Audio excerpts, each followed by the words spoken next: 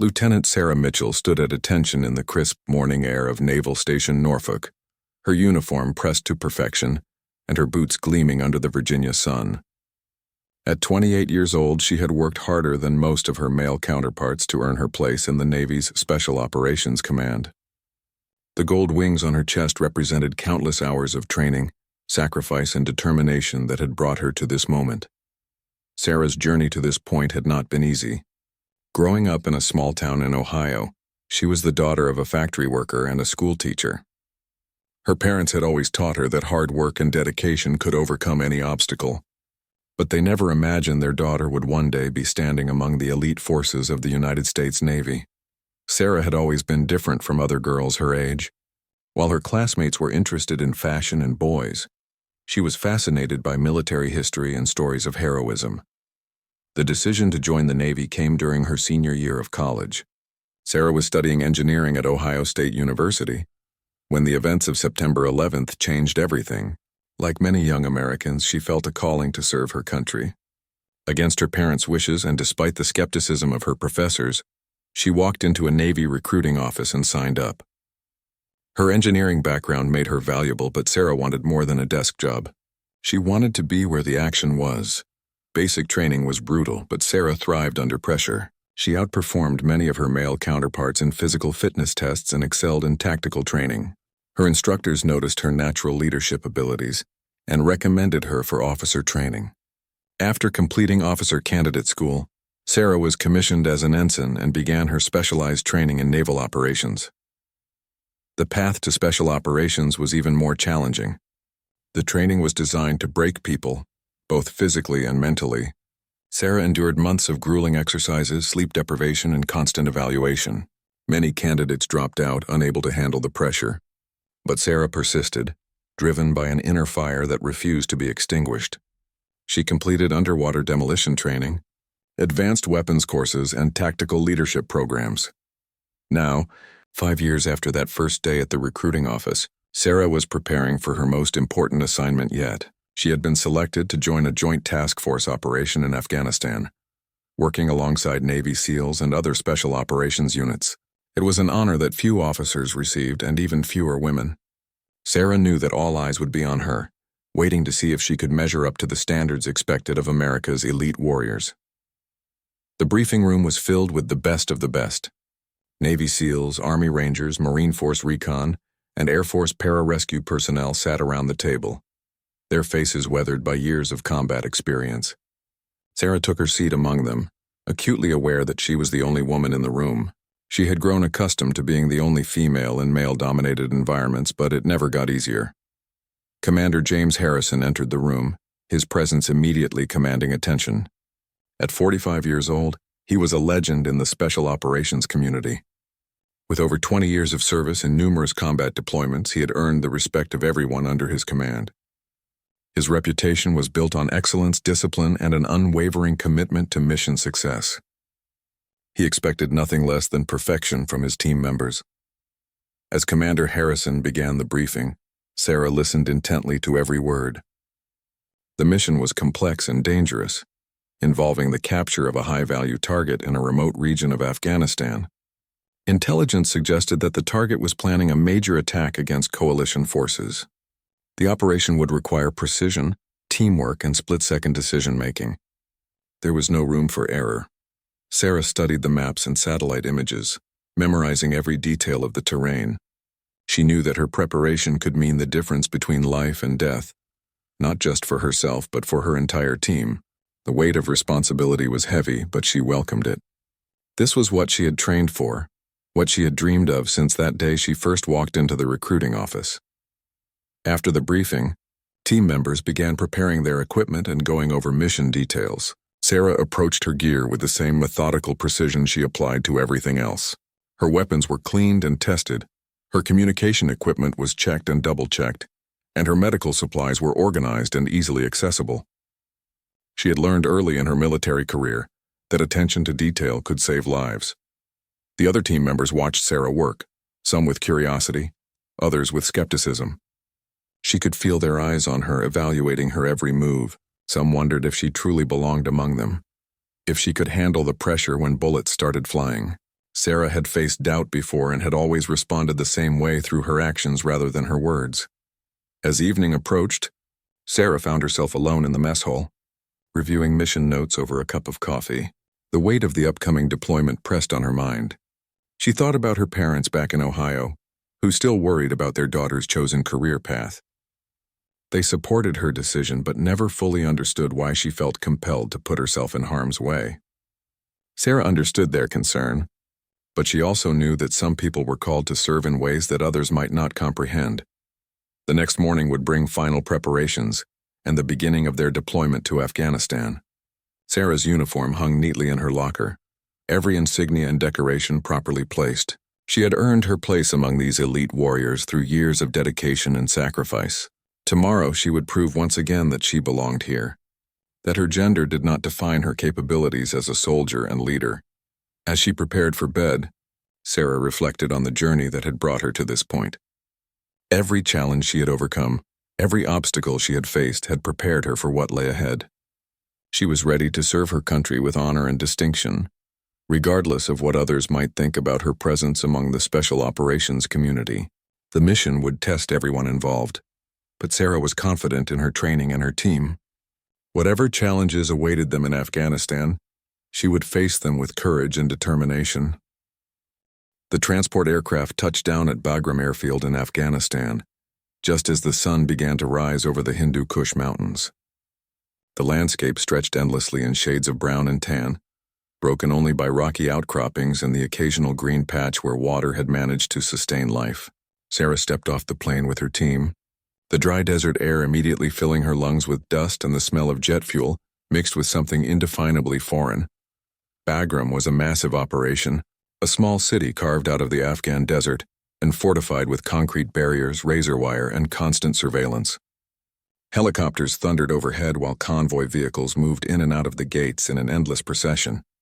The base hummed with activity 24 hours a day, a testament to the scope and complexity of the military operation in Afghanistan. Sarah had read about places like this, but experiencing it firsthand was overwhelming. The team was assigned to a temporary quarters building, essentially a large tent with air conditioning and basic amenities. Sarah found herself sharing space with several other female personnel, though none were part of her special operations unit. The women came from various backgrounds: intelligence analysts, medical personnel, logistics coordinators, and communications specialists. Each had their own story about what brought them to this remote corner of the world. During her first week at Bagram, Sarah focused on acclimatization and final mission preparations. The heat was oppressive during the day, often reaching well over 100 degrees Fahrenheit, while nights could be surprisingly cool. The altitude affected everyone differently, and Sarah made sure to drink plenty of water and monitor her physical condition carefully. The last thing she wanted was to compromise the mission because she failed to adapt properly to the environment. Training exercises continued daily, allowing the team to work together and develop the chemistry necessary for success in combat. Sarah participated in everything from marksmanship practice to tactical movement drills. The other team members gradually warmed up to her presence, impressed by her professionalism and competence. She never complained, never asked for special treatment, and always pulled her weight during physically demanding exercises. Master Chief Petty Officer Rodriguez, a veteran SEAL with 3 combat deployments, became something of a mentor to Sarah. He had initially been skeptical about having a woman on the team, but her performance during training exercises gradually changed his mind. Rodriguez had seen many talented soldiers over the years, and he recognized that Sarah possessed the rare combination of intelligence, physical capability, and mental toughness required for special operations. "Listen, Lieutenant," Rodriguez told her one evening after a particularly challenging training exercise, "I'm going to be straight with you. Most of us weren't sure about this whole thing when we first heard a woman was joining the team. But you've proven yourself out here. You handle yourself like a professional, and that's all anyone can ask for." Sarah appreciated Rodriguez's honesty and his gradual acceptance. She knew that respect had to be earned, especially in an environment where trust could literally mean the difference between life and death. Every successful training exercise, every demonstration of competence, helped build the confidence her teammates had in her abilities. The intelligence briefings became more frequent and detailed as their deployment date approached. The target they were pursuing was a Taliban commander responsible for coordinating attacks against coalition forces throughout the region.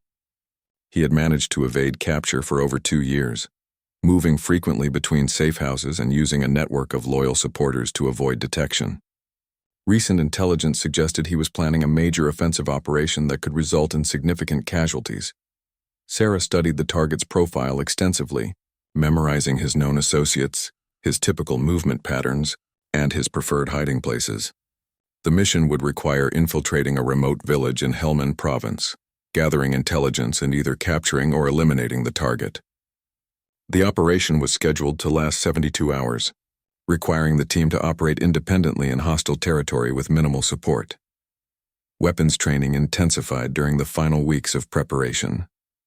Sarah qualified expert on multiple weapon systems including the M4 carbine, M9 pistol, and various crew-served weapons. She also received additional training on specialized equipment that might be needed during the mission, including explosives, communication devices, and night vision systems. Every piece of equipment had to be thoroughly understood and tested before deployment. Physical training reached new levels of intensity as the team prepared for the demanding conditions they would face in the field. Long-distance marches with full combat gear tested everyone's endurance, while tactical exercises under simulated combat conditions prepared them for the stress and confusion of actual operations. Sarah consistently performed at or above the standards expected of special operations personnel. The cultural briefings were equally important. Understanding the local population, their customs, and their likely reactions to American military presence could be crucial to mission success. Sarah learned basic phrases in Pashto, studied local tribal dynamics, and familiarized herself with Islamic customs that might affect their operations. The goal was to minimize civilian casualties and reduce the likelihood of creating new enemies through cultural insensitivity. Medical training was another critical component of their preparation. Every team member received advanced first aid training, learning how to treat gunshot wounds, stabilize injured personnel, and perform emergency medical procedures under combat conditions. Sarah had always been good with medical procedures, and she quickly mastered the skills needed to provide life-saving care to her teammates if necessary. As their departure date approached, Sarah felt a mixture of excitement and nervousness. This would be her first real combat mission, the culmination of years of training and preparation. She had confidence in her abilities and in her teammates, but she also understood that combat was unpredictable. No amount of training could completely prepare someone for the reality of being shot at or making life and death decisions under extreme stress. The final equipment inspection took place 2 days before departure. Every item was checked and double-checked, from ammunition and food supplies to communication equipment and medical supplies. Sarah's gear was immaculate, organized with military precision and ready for immediate use. Commander Harrison personally inspected each team member's equipment, ensuring that everyone met his exacting standards. That evening, Sarah called her parents from one of the base communication centers. She couldn't tell them specifics about her mission, but she wanted to hear their voices before heading into the field. Her mother's worry was evident in her voice while her father tried to project confidence and support. They both told her they loved her and were proud of her service to the country. As Sarah prepared for sleep on her last night at Bagram, she thought about the mission ahead and the challenges it would bring. Tomorrow, she would board a helicopter with her team and fly into Taliban-controlled territory, where her training, courage, and determination would be tested in ways she had never experienced before. The Black Hawk helicopter lifted off from Bagram at 0300 hours, its rotors cutting through the thin mountain air as it headed toward the remote village where their target was believed to be hiding. Sarah sat in the cramped passenger compartment, surrounded by her 6 teammates, each lost in their own thoughts as they flew through the darkness toward what could be the most dangerous mission of their careers. The flight would take 90 minutes, following a route designed to avoid known enemy positions and anti-aircraft installations. Sarah checked her equipment one final time, ensuring that her weapon was properly secured. Her communication device was functioning, and her medical supplies were easily accessible. The rhythmic thump of the helicopter's rotors provided a hypnotic background as she mentally rehearsed the mission plan for what felt like the 100th time. Commander Harrison sat across from her, His eyes closed, but his body language suggesting he was far from relaxed. Sarah had learned to read the subtle signs that indicated when the commander was processing information and making tactical decisions. His reputation for successful missions was built on careful planning and the ability to adapt quickly when circumstances changed unexpectedly. Master Chief Rodriguez sat next to Sarah, occasionally checking his watch and monitoring their progress on a GPS device. The other team members included Petty Officer First Class Williams, a sniper with an exceptional record of precision shooting; Petty Officer Second Class Chen, a communications specialist and explosives expert; Petty Officer Johnson, a medic with extensive combat experience; and Petty Officer Davis, an intelligence analyst who had studied their target for months. As they flew deeper into enemy territory, Sarah could see the landscape changing below them. The relatively developed areas around Bagram gave way to increasingly remote and rugged terrain. Scattered lights from small villages dotted the darkness, each one potentially hiding enemy fighters or sympathizers. The reality of their isolation became more apparent with each passing mile. The helicopter began its descent toward the landing zone, a flat area approximately 2 kilometers from their target village. The pilot had to navigate using night vision equipment, avoiding power lines, trees, and other obstacles that could prove deadly in the darkness. Sarah felt her stomach lurch as the aircraft dropped rapidly, following standard procedures designed to minimize exposure to enemy fire. 2 minutes to landing, the crew chief announced over the intercom. The team members performed final equipment checks and prepared to exit the aircraft quickly once they touched down. Speed was essential during insertion operations, as helicopters were vulnerable targets when they remained stationary for extended periods. The Black Hawk touched down with a slight bump, its rotors continuing to turn as the team rapidly exited through the side doors. Sarah hit the ground running, following Rodriguez toward a predetermined rally point 50 meters from the landing zone. The helicopter was airborne again within 30 seconds, disappearing into the night sky and leaving the team alone in hostile territory. Sarah crouched in the darkness, listening for any sounds that might indicate their insertion had been detected. The night was surprisingly quiet, with only the distant sound of wind moving through the rocky terrain. Commander Harrison used hand signals to indicate their next movement, pointing toward a ridgeline that would provide cover as they approached the village. The team moved in single file, maintaining tactical spacing and communicating through hand signals and whispered radio transmissions. Sarah found herself in the middle of the formation, positioned where she could support other team members while being protected by their combined firepower. The weight of her equipment made movement challenging, but months of training had prepared her for exactly these conditions. Progress was slow as they navigated the difficult terrain. Loose rocks and hidden obstacles made every step potentially dangerous, while the need for stealth prevented them from using lights or moving quickly. Sarah estimated they were covering approximately 1 kilometer per hour, which meant it would take nearly 2 hours to reach their observation position overlooking the target village. After an hour of movement, Commander Harrison called for a brief rest. The team took cover among some large boulders and conducted a communications check with their support elements back at Bagram. Everything was proceeding according to plan, and intelligence reports continued to suggest that their target was still in the village. Sarah used the break to drink water and adjust her equipment, ensuring that everything remained properly secured. The final approach to their observation position required extreme caution. Intelligence reports indicated that the enemy frequently posted sentries on the high ground surrounding the village, and any contact before they were in position could compromise the entire mission. Sarah followed Rodriguez up a steep slope, using her hands as much as her feet to maintain balance on the loose rock. They reached their observation position just as the first hints of dawn began to appear on the eastern horizon. The village spread out below them, a collection of mud brick buildings arranged around a central courtyard. Smoke rose from several chimneys, indicating that people were awake and beginning their daily activities. Sarah could see figures moving between the buildings, though it was impossible to identify individuals from their current distance. Commander Harrison established their base of operations behind a natural rock formation that provided concealment while allowing excellent observation of the target area. Chen set up communication equipment while Williams positioned his sniper rifle to cover the most likely escape routes from the village. Sarah was assigned to assist with observation and intelligence gathering, using binoculars and a spotting scope to identify key individuals and monitor activity patterns. The target compound was located on the northern edge of the village, identifiable by the unusual amount of security measures surrounding it. Sarah could see at least 3 armed guards posted at various positions around the building, and movement patterns suggested there were additional personnel inside. The intelligence assessment appeared to be accurate, but confirming the presence of their specific target would require patience and careful observation.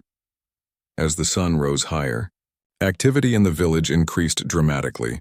Women emerged from houses carrying water containers, while men began tending to animals and preparing for daily work. Children played in the streets, their laughter carrying across the distance to the hidden observation team. Sarah was struck by the normalcy of the scene, the reminder that even in a war zone, ordinary people continued their daily lives. Rodriguez tapped Sarah on the shoulder and pointed toward the target compound. A tall man had emerged from the main building, surrounded by several bodyguards. Through her spotting scope, Sarah could see that he matched the physical description of their target. But positive identification would require additional confirmation. The man moved with the confidence of someone accustomed to authority, and his bodyguards treated him with obvious deference. Possible target identification, Sarah whispered into her radio microphone. Male, approximately 6 feet tall, dark beard, wearing traditional Afghan clothing. Currently surrounded by 4 armed individuals. Commander Harrison moved to Sarah's position and took control of the spotting scope. After several minutes of observation, he nodded slowly. "That's our man," he confirmed. "Now we need to determine the best approach for capture or elimination." The team spent the next several hours studying the compound and surrounding area, identifying guard positions, escape routes, and potential civilian casualties. Sarah documented everything she observed, creating a detailed sketch of the compound layout and noting the timing of guard rotations. The target appeared to be planning some kind of meeting, as additional vehicles began arriving at the compound throughout the morning. By midday, Sarah estimated that at least 15 armed individuals were present in and around the target building. The increased security made their mission significantly more complicated, but Commander Harrison seemed undaunted by the challenge. He began formulating a plan that would allow them to complete their mission while minimizing casualties and maximizing their chances of successful extraction. The afternoon sun beat down mercilessly on their concealed position as Sarah continued monitoring the target compound through her spotting scope. Sweat dripped steadily from her forehead despite the shade provided by their rocky hideout. The temperature had climbed well above 100 degrees Fahrenheit, and the team's water supplies were being depleted faster than anticipated. Every movement had to be calculated to avoid detection while conserving energy in the brutal heat. Commander Harrison gathered the team around a detailed map of the village, spreading it carefully on the ground while keeping one eye on the target area. His plan was ambitious but necessary, given the increasing number of enemy personnel at the compound. Intelligence intercepts suggested that a major meeting was scheduled for that evening, potentially involving several high-value targets beyond their primary objective. "The situation has evolved," Harrison explained in a low whisper. "We now have confirmed presence of at least 3 additional targets of significant intelligence value. This gives us an opportunity to accomplish much more than our original mission, but it also increases the complexity and danger considerably." Sarah studied the map as Harrison outlined his strategy. The plan called for a coordinated assault from multiple directions, designed to overwhelm the enemy's defenses while minimizing their ability to escape or call for reinforcements. Sarah's role would be critical, as she would be responsible for securing the compound's communication equipment and preventing any calls for help. Rodriguez expressed concern about the increased number of enemies they would face. "Sir, we're looking at potentially 20 or more hostile personnel." "That's a significant force multiplier compared to our original intelligence estimates. Are we sure we want to proceed without requesting additional support?" Harrison considered the question carefully before responding. Requesting support would require delaying the operation by at least 12 hours, and there's no guarantee our targets will still be here tomorrow. Intelligence suggests they're planning to disperse after tonight's meeting. This may be our only opportunity to capture or eliminate multiple high-value targets simultaneously. The team spent the next 2 hours refining their plan and preparing equipment for the evening assault. Sarah checked and rechecked her communication jamming device, ensuring it would effectively block enemy radio transmissions when activated. She also prepared explosive charges that could be used to breach doors or disable vehicles if necessary. As afternoon turned to evening, activity at the target compound increased dramatically. Sarah counted at least 6 additional vehicles arriving, each carrying armed personnel who immediately took positions around the building. The security measures were more elaborate than anything they had anticipated, suggesting that the meeting involved individuals of extreme importance to the Taliban leadership. Williams, positioned with his sniper rifle, reported movement on the rooftops surrounding the compound. I count at least 4 additional sentries on overwatch positions. They've got good fields of fire covering all the approaches we identified earlier. We're going to need to neutralize them simultaneously to avoid alerting the main force. Sarah felt her heart rate increase as the reality of the situation became clear. This would not be the relatively simple capture operation they had originally planned. Instead, they were about to assault a heavily defended position occupied by some of the most dangerous terrorists in Afghanistan. The odds were not in their favor, but the potential intelligence value of capturing these targets made the risk worthwhile. Commander Harrison made the final decision to proceed with the assault. We'll wait until full darkness to begin movement toward the objective. Sarah, you and Chen will approach from the east and establish communications jamming while we assault from the west. Rodriguez and Williams will provide sniper support from elevated positions. Johnson and Davis will be with me for the main assault. The team began their final preparations as the sun disappeared behind the mountains. Sarah applied camouflage paint to her face and hands, ensuring that any exposed skin would blend with the shadows they would be moving through. Her equipment was organized for maximum efficiency, with everything positioned for quick access under stress. At 2100 hours, they began their movement toward the target. Sarah and Chen separated from the main team, following a circuitous route that would bring them to the eastern side of the compound.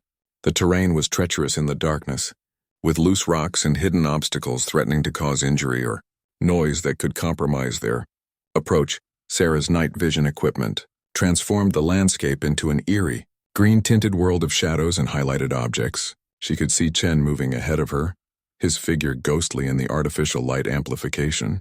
Every sound seemed magnified in the quiet night air, from the crunch of gravel under their boots to the distant barking of dogs in the village. They reached their designated position 30 minutes later, finding cover behind a low stone wall that ran along the eastern edge of the compound. Sarah could see armed guards patrolling the perimeter, their movements following a predictable pattern that Harrison had identified during their day-long observation. Timing would be critical to avoid detection during the final approach. Chen set up his equipment while Sarah prepared the communication jamming device. The sophisticated electronic warfare equipment would block all radio frequencies used by the enemy, preventing them from calling for reinforcements or coordinating their defense. However, activating the jammer would also signal the beginning of their assault, as the sudden loss of communication would immediately alert the enemy to their presence. Team 1 in position, Sarah whispered into her radio microphone. Similar reports came from the other team members as they reached their assigned positions around the compound. Williams confirmed that he had clear shots on the rooftop sentries, while Rodriguez reported that the main assault team was ready to breach the compound's front entrance. Commander Harrison's voice came through their earpieces with calm authority. All teams stand by. Initiate on my mark. Sarah's finger hovered over the activation switch for the jamming equipment, while Chen prepared to detonate explosive charges that would create a diversion on the eastern side of the compound. 3, 2, 1. Mark. Sarah activated the jammer as Chen triggered his explosives. The night erupted in violence as Williams began engaging the rooftop sentries with precise sniper fire.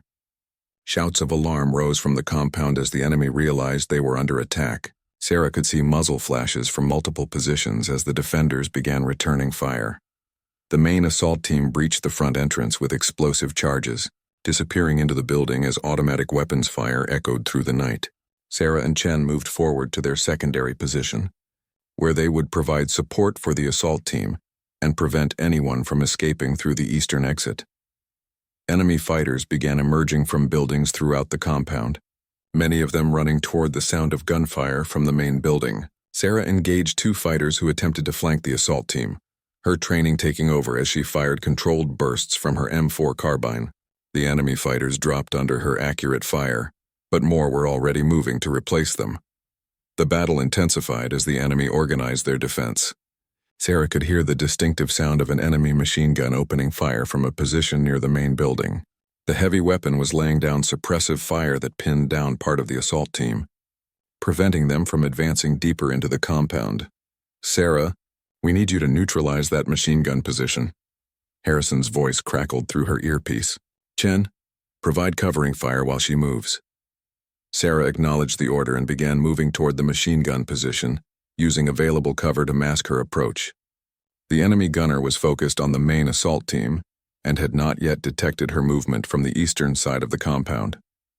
She would have one opportunity to eliminate the threat before the enemy could redirect their fire toward her position.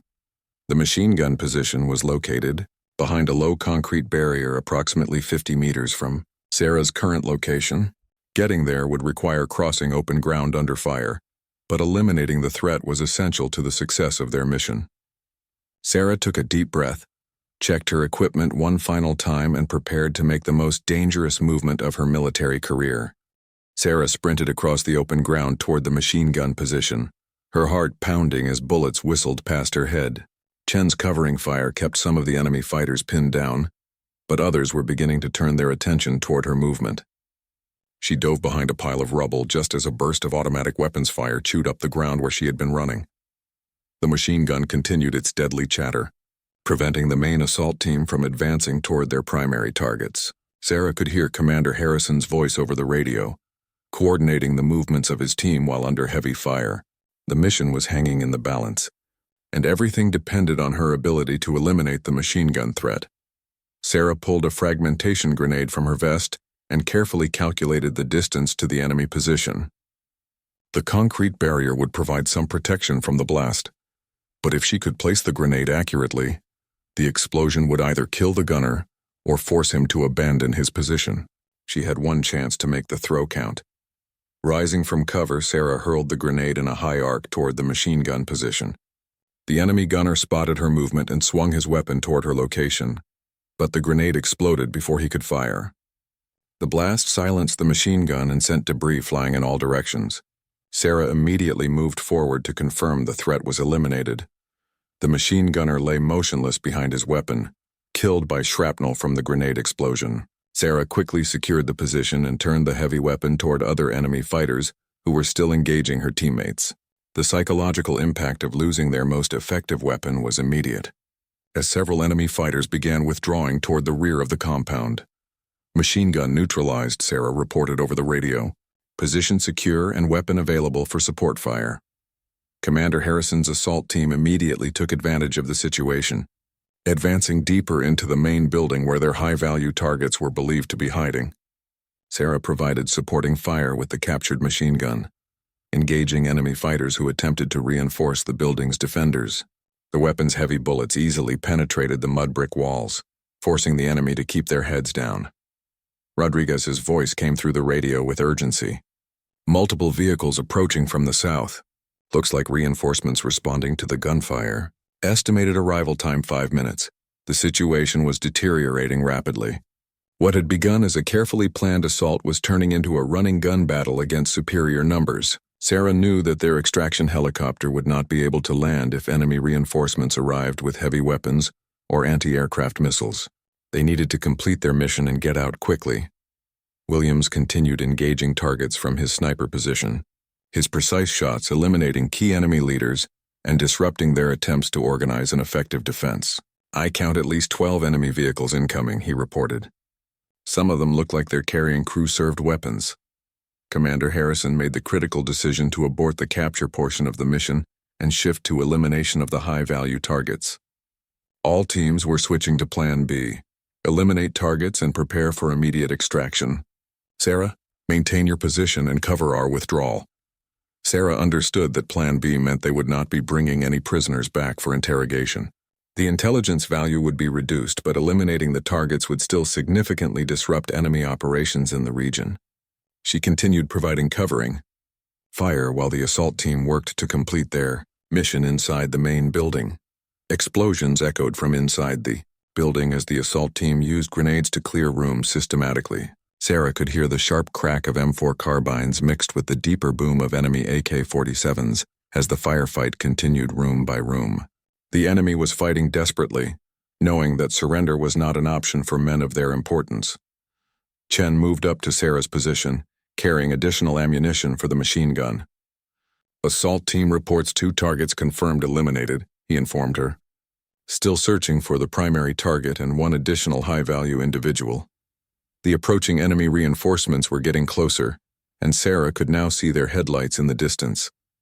Some of the vehicles appeared to be technical trucks mounted with heavy machine guns or recoilless rifles. If those weapons reached effective range, they would pose a serious threat to the extraction helicopter and the team's ability to escape. Contact. Primary target eliminated. Harrison's voice came through the radio with satisfaction. All objectives complete. All teams prepare for extraction to landing zone Bravo. Sarah began preparing to abandon her position as the assault team emerged from the main building.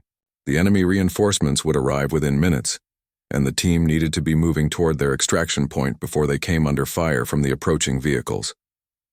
She fired a final burst from the machine gun before following Chen toward the rally point. The team moved quickly through the darkness, using their night vision equipment to navigate the difficult terrain while maintaining tactical spacing. Behind them, the approaching vehicles had reached the compound and were beginning to deploy additional fighters. Sarah could hear shouting in multiple languages as the enemy discovered the results of their raid.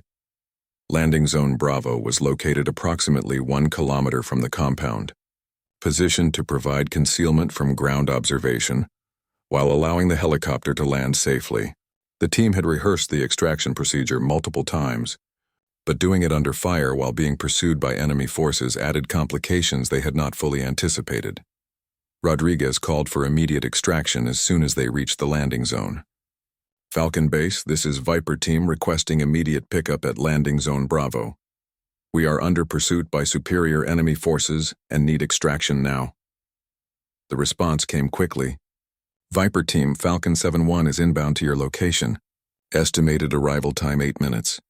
Be advised, we are tracking multiple enemy vehicles moving in your direction.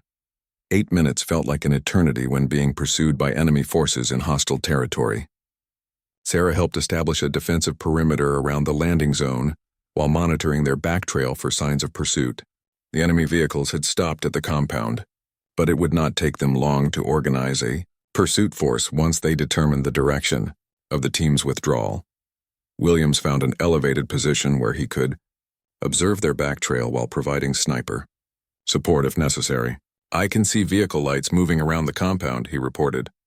Looks like they're trying to determine which direction we went. We probably have a few more minutes before they figure it out.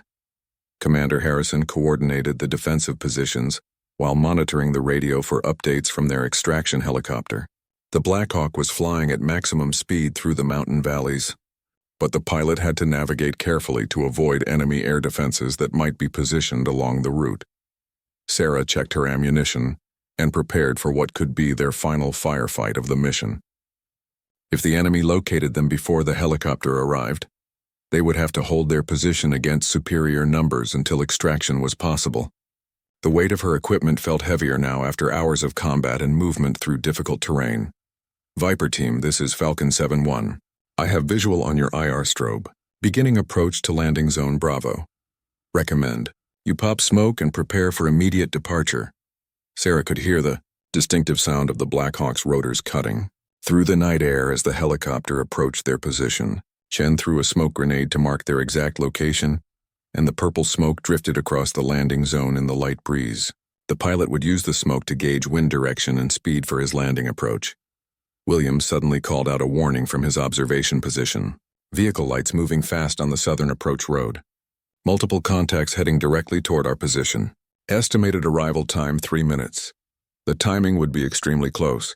Sarah knew that helicopter extractions were vulnerable moments when the aircraft was most susceptible to enemy fire. If the pursuing vehicles arrived while they were boarding, the situation could turn deadly very quickly. The pilot would have to balance the need for speed against the safety of his aircraft and crew. The Black Hawk settled onto the landing zone with its rotors still turning at full power. Sarah and her teammates ran toward the aircraft in tactical formation, with the last man maintaining security until everyone else was aboard. The crew chief waved them toward the passenger compartment while the door gunners scanned the surrounding area for threats. "Go! Go, go!" Commander Harrison shouted as the team members dove through the helicopter's side doors. Sarah was among the last to board, turning to provide covering fire for Williams as he sprinted from his observation position toward the waiting aircraft. Behind them, she could see the headlights of the pursuing vehicles getting closer to their position. Williams reached the helicopter, just as enemy vehicles crested a ridge approximately 500 meters from the landing zone. Sarah could see muzzle flashes as the enemy fighters opened fire on the departing aircraft.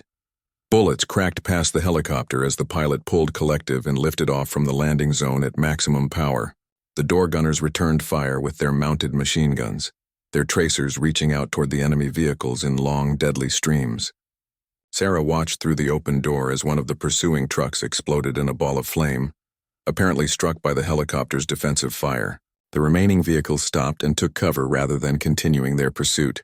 As they gained altitude and distance from the landing zone, Sarah felt the adrenaline beginning to fade from her system.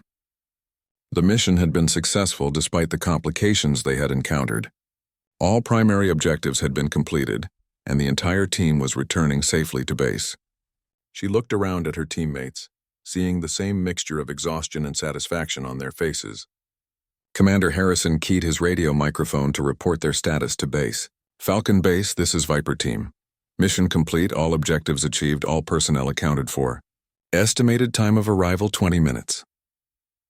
The flight back to Bagram seemed shorter than their insertion flight, perhaps because Sarah was no longer anticipating unknown dangers ahead. She used the time to conduct a mental review of the mission, analyzing what had gone well and what could have been done differently. The experience would make her a better soldier and leader for future operations. Rodriguez leaned over and spoke directly into Sarah's ear, his voice barely audible over the helicopter's engine noise. "Outstanding work tonight, Lieutenant. You proved yourself under fire and everyone on this team knows it. You're one of us now." Sarah nodded her appreciation for Rodriguez's words, understanding that acceptance from a veteran like him represented approval from the entire special operations community. She had faced the ultimate test of combat and had not been found wanting. Her gender had become irrelevant in the face of her competence and courage under fire. As Bagram Airfield came into view, Sarah reflected on how much she had changed since arriving in Afghanistan. The young lieutenant who had stepped off the transport aircraft several weeks earlier had been replaced by a combat-tested warrior who had proven herself capable of operating at the highest levels of military professionalism. She was ready for whatever challenges lay ahead. 3 weeks after the successful mission, Sarah found herself standing in the corridor outside Commander Harrison's office at Bagram Airfield. She had been summoned for what she assumed would be a routine debriefing or possibly assignment to another operation. The base had been buzzing with activity as intelligence analysts processed the information gathered during their raid, and several follow-up missions had already been launched based on their findings. Sarah knocked on the commander's door and entered when called. Harrison was seated behind his desk, but he was not alone. 2 other officers were present, including a Navy captain she recognized as the base's commanding officer, and a Marine colonel whose insignia indicated he was from Special Operations Command. The serious expressions on their faces suggested this was not a routine meeting. "Lieutenant Mitchell, please have a seat," Commander Harrison said, gesturing toward a chair facing his desk. "I want to discuss the events that occurred during your mission 3 weeks ago, specifically regarding your conduct during the assault phase of the operation." Sarah felt a sudden knot in her stomach. Had she made some mistake during the mission that she was unaware of? She had reviewed her actions countless times and could not identify anything she had done wrong. The mission had been successful, and all team members had returned safely. She could not understand what might have prompted this meeting. The Marine colonel leaned forward in his chair and opened a file folder containing what appeared to be official documents and photographs. "Lieutenant, we have received reports that during the assault on the enemy compound you removed your uniform jacket and continued fighting in an undershirt. Can you explain why you chose to violate uniform regulations during a combat operation?" Sarah was confused by the question. She had not removed any part of her uniform during the mission. Her jacket had remained properly secured throughout the operation, and she was certain that her appearance had been consistent with military standards at all times. She wondered if there had been some misunderstanding or case of mistaken identity. "Sir, I believe there may be some confusion," Sarah replied carefully. "I did not remove any part of my uniform during the mission. My jacket remained properly worn throughout the entire operation." The Navy captain consulted his own set of documents before speaking. "Lieutenant, we have witness statements from Afghan civilians who observed the assault. They specifically described a female American soldier fighting without a proper uniform jacket. Are you suggesting that these witnesses were mistaken?" Sarah realized that the civilians had probably observed her during the intense firefight, when her jacket had become torn by shrapnel from the grenade explosion. The fabric had been damaged and was hanging in tatters, which might have appeared to untrained observers as if she had removed her jacket intentionally. She had been completely focused on the mission, and had not realized how her appearance might have looked to outside observers. "Sir, my jacket was damaged by shrapnel during the assault," Sarah explained. "The fabric was torn, but I did not intentionally remove any part of my uniform. I was focused on completing the mission and neutralizing threats to my team members." Commander Harrison consulted his notes before responding. "Lieutenant, the issue is not whether your jacket was damaged during combat. The concern is that your appearance may have been inappropriate for a female soldier operating in a culturally sensitive environment. Local customs require women to dress modestly, and your appearance may have created unnecessary complications for future operations in the region." Sarah began to understand the real nature of the complaint. This was not about uniform regulations or military standards.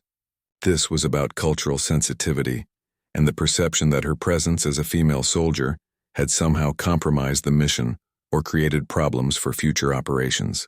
She felt a surge of anger but controlled her emotions carefully. The Marine colonel continued the questioning. "Lieutenant, do you believe that female soldiers should be held to different standards when operating in culturally sensitive environments? Should accommodations be made for local customs even when they conflict with military equality policies?" Sarah recognized this as a trap question, designed to force her into making statements that could be used against her. If she agreed that female soldiers should follow local customs, she would be undermining the principle of gender equality in military service. If she disagreed, she could be portrayed as insensitive to cultural considerations that affected mission success. "Sir, I believe that all soldiers should be held to the same standards of military professionalism, regardless of gender," Sarah replied. "My focus during the mission was on completing objectives and protecting my teammates. I believe my performance met or exceeded the standards expected of any soldier in similar circumstances." The Navy captain made notes in his file before asking the next question. "Lieutenant, several of your teammates have reported that you performed admirably during the mission. However, there are concerns about whether female soldiers can maintain unit cohesion in special operations environments. Do you believe your presence affected team dynamics or mission effectiveness?" Sarah felt frustrated by the direction of the questioning. Her teammates had accepted her completely, and their performance as a unit had been exemplary. The mission had succeeded beyond all expectations, eliminating multiple high-value targets and gathering intelligence that had led to several follow-up operations. She could not understand how anyone could question the effectiveness of their team. "Sir, I believe our team performed exceptionally well during the mission," Sarah answered. "We achieved all primary objectives, eliminated multiple high-value targets, and returned safely to base. I am not aware of any issues with unit cohesion or mission effectiveness that resulted from my participation." Commander Harrison stood up from his desk and walked to the window overlooking the base. When he turned back toward Sarah, his expression had changed from official sternness to something approaching sympathy. "Lieutenant, I want you to understand that these questions are not a reflection of my personal assessment of your performance. You conducted yourself with exceptional courage and professionalism during the mission." The Marine colonel also stood, closing his file folder and placing it on the desk. "Lieutenant Mitchell, this investigation was initiated based on complaints from certain members of Congress who received reports about female soldiers serving in combat roles. They have expressed concerns about military readiness and cultural sensitivity issues." Sarah realized that she had become caught up in a political controversy that had nothing to do with her actual performance or capabilities. Politicians who had never served in combat were questioning decisions made by experienced military commanders based on incomplete information and political considerations, rather than operational effectiveness. The Navy captain concluded the meeting with what seemed like genuine regret.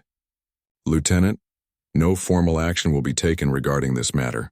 Your service record will reflect the successful completion of your mission and the commendations recommended by Commander Harrison. However, you should be aware that female participation in special operations remains a contentious issue at the highest levels of government." As Sarah prepared to leave the meeting, Commander Harrison called her back. "Lieutenant, I want you to know that I have complete confidence in your abilities and your commitment to military service. What happened during that mission proved that gender is irrelevant when it comes to courage, competence, and dedication to duty." Sarah saluted and left the office, feeling a mixture of vindication and frustration. She had proven herself in combat under the most demanding circumstances possible, yet she was still being questioned because of her gender rather than her performance. The experience reinforced her determination to continue serving at the highest levels of military professionalism, regardless of the political controversies that swirled around women in combat roles.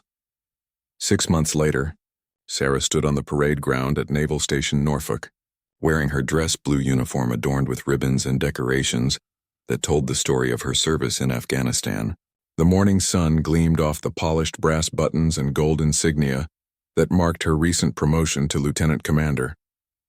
Today was different from any other ceremony she had attended, because today she would receive recognition that had been a long time coming. The base was filled with families, fellow service members, and distinguished guests who had come to witness the ceremony. Sarah's parents had flown in from Ohio, their faces beaming with pride as they watched their daughter prepare to receive one of the military's highest honors for valor in combat. Her father wore his best suit, while her mother clutched a small American flag that she had brought from home. Commander Harrison stood near the reviewing platform, now wearing the insignia of a full captain, following his own recent promotion. The success of their Afghanistan mission had been recognized at the highest levels of the Navy, leading to advancement opportunities for several team members. Rodriguez had been promoted to senior chief and was attending the ceremony with his wife and children. The ceremony began with the traditional parade of colors as the honor guard presented the American flag and the Navy ensign. Sarah stood at attention with the other award recipients, her mind drifting back to that night in Afghanistan when everything had changed for her. The experience had transformed her from a promising young officer into a combat-tested leader who had proven herself under the most demanding circumstances imaginable. Admiral Patricia Thompson, the commander of Naval Special Warfare Command, approached the podium to begin the award presentations. As the highest-ranking female officer in naval special operations, Admiral Thompson had followed Sarah's career with particular interest. Her presence at the ceremony sent a clear message about the Navy's commitment to recognizing excellence regardless of gender. Ladies and gentlemen, we are gathered today to recognize exceptional acts of valor and heroism performed by members of our special operations community, Admiral Thompson began. The individuals being honored today demonstrated courage, leadership, and dedication to duty under the most challenging circumstances our nation can ask of its warriors. Sarah listened as the Admiral described the mission, without revealing classified details that might compromise future operations. The official citation focused on the successful elimination of high-value targets and the intelligence gathering that had led to disrupting enemy operations throughout the region. What the citation could not convey was the personal transformation that had occurred during those intense hours of combat. Lieutenant Commander Sarah Mitchell demonstrated exceptional courage and leadership during a classified special operations mission in Afghanistan. Admiral Thompson read from the official citation. Under intense enemy fire and facing overwhelming odds, she voluntarily exposed herself to extreme danger to eliminate a machine gun position that was preventing her team from completing their mission. The Admiral continued describing Sarah's actions during the mission, including her successful neutralization of the enemy weapon and her provision of covering fire that enabled the assault team to eliminate their primary targets. The formal language of military citations could not capture the fear, determination, and split-second decision-making that had characterized those critical moments. Her actions directly contributed to the mission's success and the safe return of all team members. Lieutenant Commander Mitchell's courage under fire and dedication to duty reflect great credit upon herself, the United States Navy, and the Naval Service. Admiral Thompson called Sarah forward to receive the Silver Star, the nation's third highest decoration for valor in combat. As Sarah approached the platform, she saw the faces of her teammates in the audience, all of them showing the pride and respect that came from shared combat experience. These were the people whose opinions mattered most to her, the warriors who had seen her performance under fire. The Admiral pinned the distinctive Silver Star medal to Sarah's uniform, while photographers captured the historic moment. Sarah was the first female naval officer to receive the Silver Star for actions in special operations, breaking another barrier in the military's evolving recognition of women's capabilities in combat roles. "Congratulations, Lieutenant Commander," Admiral Thompson said as she stepped back from pinning on the medal. "Your actions in Afghanistan have brought great honor to the Naval Service and have demonstrated that courage and competence know no gender boundaries." Sarah saluted the Admiral and turned to face the audience. Seeing the faces of family members, fellow service members, and distinguished guests who had come to witness her recognition. The applause was thunderous, but what moved her most was seeing the pride on her parents' faces and the approval in the eyes of her former teammates. After the ceremony, Sarah was surrounded by well-wishers and reporters who wanted to interview the first female recipient of the Silver Star for special operations. She answered their questions carefully, always emphasizing the team nature of their mission and the contributions of her fellow service members. Sarah had learned that individual recognition was meaningless without acknowledging the collective effort that made success possible. Commander Harrison, now Captain Harrison, approached Sarah as the crowd began to thin. "Sarah, I want you to know that recommending you for this decoration was one of the easiest decisions I've ever made as a commanding officer. Your performance in Afghanistan exemplified everything we look for in a naval officer and a warrior." Rodriguez joined them, his senior chief insignia gleaming in the afternoon sun. "Lieutenant Commander, that night in Afghanistan changed all of us. You proved that when the bullets start flying, the only thing that matters is competence and courage. Gender becomes completely irrelevant." Sarah's parents finally reached her through the crowd, her mother crying with pride while her father struggled to find words to express his emotions. "We always knew you were special, honey," her mother said through her tears. "But seeing you receive this honor makes us understand why you chose this path." Her father, a man of few words who had worked in factories his entire life, simply hugged his daughter tightly. "I'm proud of you, Sarah. You've accomplished something that most people can only dream about. You've served your country with honor and distinction." As the day progressed, Sarah reflected on the journey that had brought her to this moment. From a small town in Ohio to the mountains of Afghanistan to this parade ground in Virginia, she had overcome countless obstacles and prejudices to reach the highest levels of military service. The Silver Star represented not just her individual actions during one mission, but the collective effort of all the women who had fought for the right to serve in combat roles. Later that evening, Sarah stood alone on the pier overlooking the Chesapeake Bay, still wearing her dress uniform with its new decoration. The water reflected the lights of the naval base, creating a shimmering pathway that seemed to stretch toward an uncertain but promising future. She thought about the young women who would follow in her footsteps, knowing that her example had helped open doors that might otherwise have remained closed. The Silver Star was not just an end to her story, but a beginning. Sarah knew that greater challenges and opportunities lay ahead, and she was ready to face them with the same courage and determination that had carried her through the mountains of Afghanistan. She had proven that the warrior spirit knows no gender boundaries, and that courage under fire is the ultimate measure of a soldier's worth.